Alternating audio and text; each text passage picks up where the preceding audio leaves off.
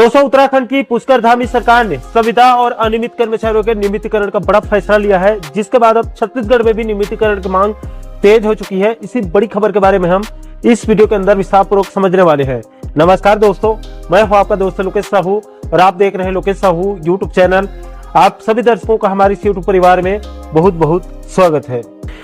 दोस्तों, क्या पूरा मामला मैं आपको विस्तारपूर्वक बताने का प्रयास करूंगा ताकि पूरे मामले को समझने में आप लोगों को आसानी हो सके।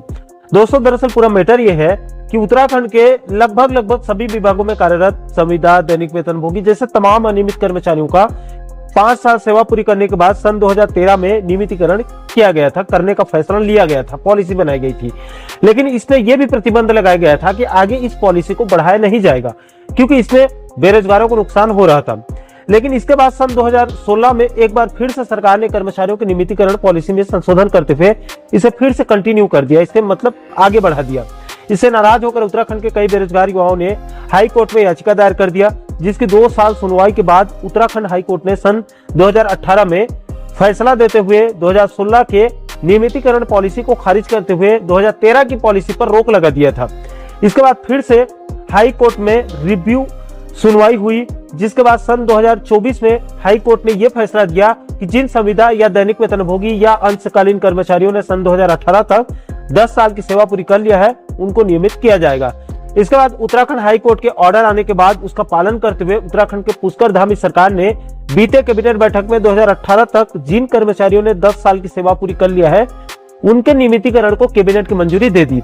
जिसके बाद कैबिनेट के निर्णय का पालन करते हुए उत्तराखंड कार्मिक एवं सतर्कता विभाग के सचिव शैलेश बगौली ने 5 दिसंबर 2025 को एक अधिसूचना जारी करके संविधान के अनुच्छेद 309 के द्वारा प्रदत्त शक्तियों का प्रयोग करते हुए उत्तराखंड के दैनिक वेतनभोगी, कार्यभारित, संविदा, नियत वेतन और अंशकालीन कर्मचारियों के नियमितीकरण नियमावली 2013 को बदलकर 2025 कर दिया और 2013 में नियमितीकरण के लिए जो 5 वर्ष सेवा शर्त थी, उसको बढ़ाकर 10 वर्ष करने का निर्णय लिया गया है।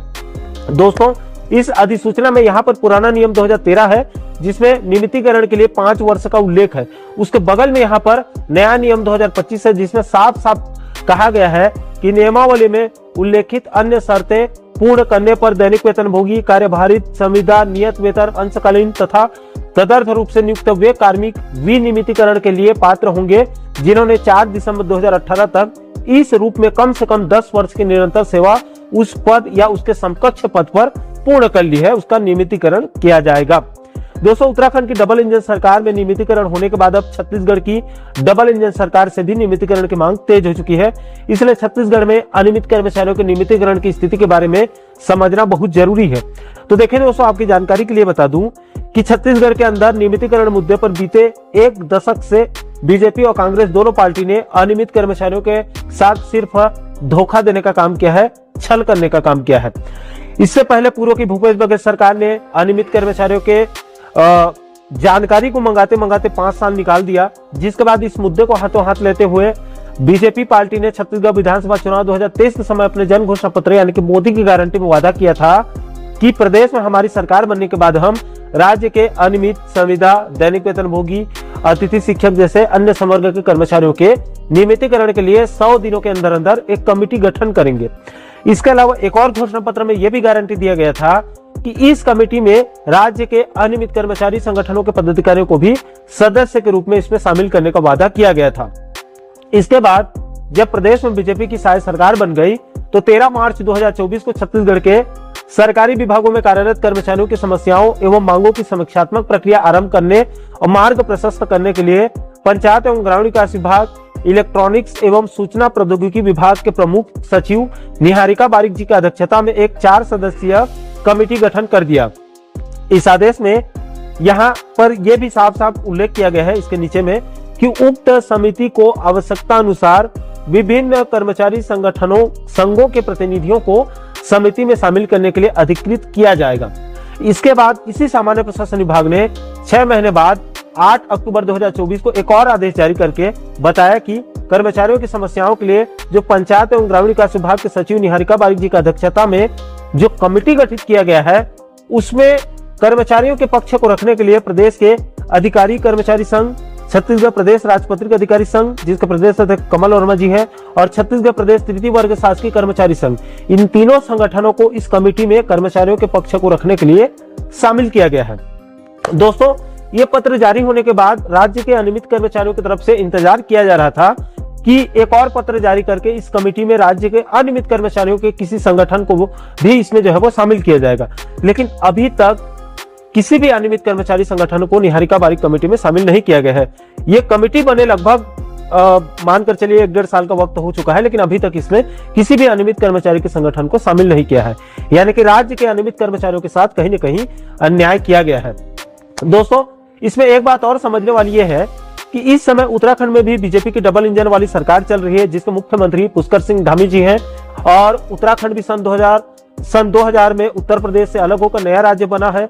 यानी कि उत्तराखंड को बने 25 साल पूरे हो चुके हैं। ठीक उसी प्रकार से इस समय छत्तीसगढ़ में भी बीजेपी की डबल इंजन सरकार चल रही है, जिसके मुख्यमंत्री विष्णुदेव साय जी हैं, और छत्तीसगढ़ भी सन 2000 में ही मध्य प्रदेश से अलग होकर नया राज्य बना है। यानी कि छत्तीसगढ़ को भी नए राज्य बने 25 सालों का वक्त हो चुका है। लेकिन उत्तराखंड और छत्तीसगढ़ सरकार के कार्यशैली में जमीन आसमान का अंतर दिख रहा है। दोस्तों, उत्तराखंड में नियमितीकरण आदेश जारी होने के बाद छत्तीसगढ़ में भी नियमितीकरण की मांग तेज हो चुकी है। दोस्तों, इस पूरे मामले को लेकर छत्तीसगढ़ नगर निगम अनियमित कर्मचारी महासंघ के प्रदेश अध्यक्ष सचिन शर्मा जी का क्या कुछ कहना है, उसे भी आप आगे एक वीडियो के माध्यम से सुन सकते हैं। अनियमित कर्मचारी भाइयों को मेरी जय सिया राम। अब 10 साल सेवा दे चुके अनियमित कर्मचारी होंगे नियमित, आदेश हुआ पास। आइए जानते हैं किस राज्य का मामला।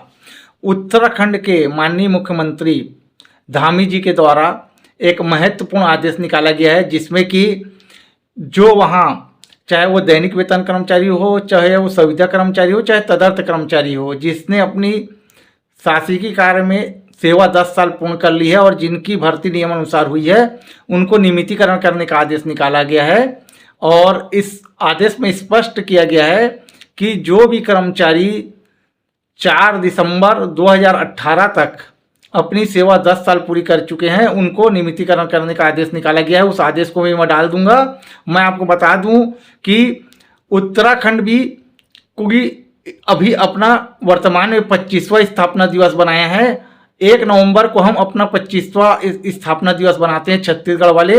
छत्तीसगढ़ एमपी से अलग होके 1 नवंबर को छत्तीसगढ़ राज्य बना था, और उसी प्रकार उत्तराखंड 5 नवंबर को उत्तर प्रदेश से अलग होके अपना अलग राज्य बना था।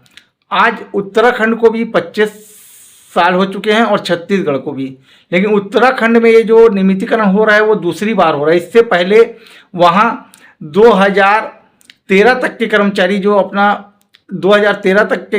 जो अपना 10 साल पूरा कर चुके थे, उनको भी उससे पहले नियमितीकरण किया गया है। और अब 2018 तक ऐसे कर्मचारी जो अपना 10 बार पूर्ण कर चुके हैं, उनको नियमितीकरण करना जा रहा है वहाँ की सरकार द्वारा। और मैं एक बात आप और बता दूं, वहाँ जो बिना नियुक्ति पत्र वाले कर्मचारी थे, जिनके पास नियुक्ति पत्र नहीं है, जिनकी भर्ती नियमानुसार नहीं हुई, ऐसे कर्मचारी को 3 साल वाले को भी वहाँ स्थायी कर्मी बनाया गया है, और 5 साल वाले अनियमित कर्मचारी को भी वहाँ स्थायी कर्मी बनाया गया। और अब एक आपको बात बता दूं, जो नियमितीकरण होना था ये बहुत पहले हो जाता, लेकिन इसमें एक पेच फंस गया, क्योंकि वहाँ की सरकार ने नियमितीकरण की जो सीमा रहती है 10 साल सेवा देने पर नियमितीकरण करना रहता है, लेकिन वहाँ की सरकार ने इसको घटा के वहाँ 5 साल कर दिया था, जिससे कि बहुत से कर्मचारी वहाँ नाराज होकर हाई कोर्ट की शरण में चल दिए थे उत्तराखंड के, और वहाँ स्टे लिए आए थे कि सरकार द्वारा 5 वर्ष में जो नियमितीकरण किया जा रहा है वो गलत तरीके से किया जा रहा है। तो फिर हाई कोर्ट ने वहाँ स्टे लगा दिया था। तो फिर वहाँ की उत्तराखंड सरकार ने बाकायदा हाई कोर्ट में जाके केस लड़ा, और वहाँ हाई कोर्ट में सरकार के वकील ने वादा किया कि हम 10 साल सेवा दे चुके ही कर्मचारी को हम नियमितीकरण करेंगे, लेकिन आप जो स्टे लगाए उसको हटा दो।